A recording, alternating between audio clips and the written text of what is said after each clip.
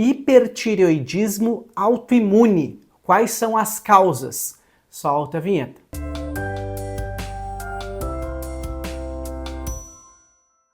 Tudo bem, pessoal? Dr. Matheus. Essa é uma dúvida também bastante comum. O hipertireoidismo, até vou deixar um cardzinho aqui para vocês explicando a diferença entre hipo e hiper, tá? O hipertireoidismo é aquela situação em que a tireoide libera grande quantidade de hormônio na circulação e pode acontecer uma série de sintomas, né? Como tremor, coração acelerado, perda de peso, o intestino funcionar mais rápido. Alguns casos de hipertireoidismo têm bócios, aumento do tamanho da tireoide. Alguns casos de hipertireoidismo também pode acontecer do olho ficar mais saltado, né? E entre as diferentes causas de hipertireoidismo, tem duas causas que são autoimunes. O que são causas autoimunes? São causas em que anticorpos atacam a tireoide e esses anticorpos têm o efeito de estimular a produção e liberação do hormônio da tireoide na circulação.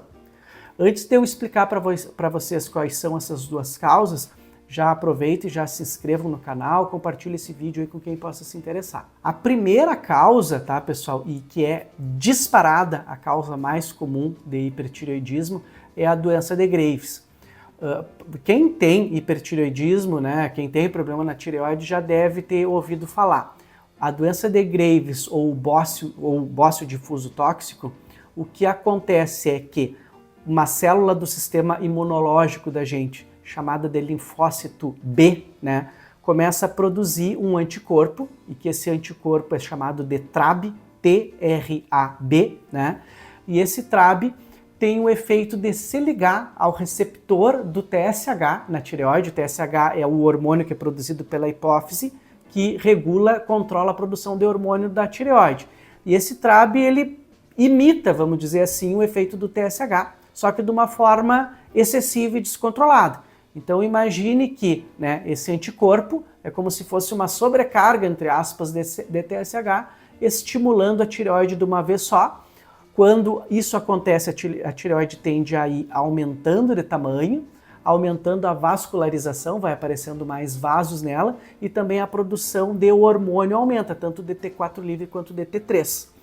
A doença de Graves é a causa mais frequente de hipertireoidismo, né? Claro, fora aqueles casos em que o paciente tem um hipotireoidismo e que está usando o hormônio, né, por outro motivo.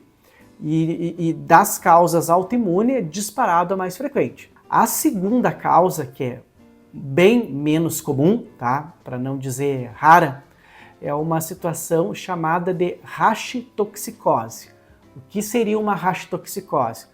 Seria como se fosse uma tireoidite crônica de Hashimoto. O paciente tem um processo já de tireoidite crônica, com infiltração de células inflamatórias na tireoide, produção de anticorpo, anti-TPO, fibrose na tireoide, eventualmente bócio, mas também tem produção de anticorpos parecidos com o TRAB que eu estava explicando para vocês.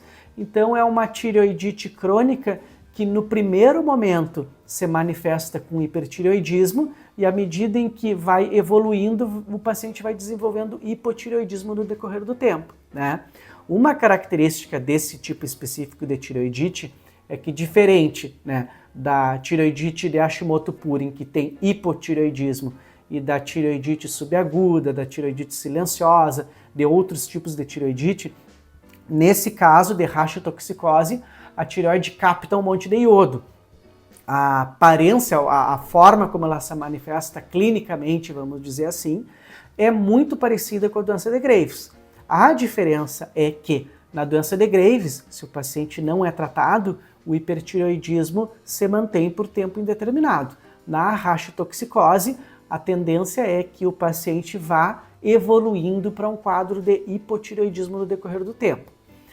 A diferenciação entre um caso e outro, às vezes não é simples, porque tu precisa de tempo de evolução, né? E do ponto de vista prático também não faz muita diferença a gente diferenciar, porque o tratamento costuma ser bem parecido tanto da doença de Graves quanto da rachitoxicose. Pode-se usar os medicamentos antitireoidianos, como a gente chama, que é o metimazol ou tapazol, ou propiltiuracil ou propil, né? E também tem a possibilidade de usar iodo radioativo. Cirurgia, tanto para doença de Graves quanto para rachitoxicose, é um tratamento de terceira linha, assim, para casos muito específicos, tá certo, pessoal? Então, para esse vídeo era isso. Espero que vocês tenham gostado dessas informações. Quem gostou pode curtir, compartilhar, se inscrever no canal. Isso aí ajuda um monte. Um abraço e até a próxima!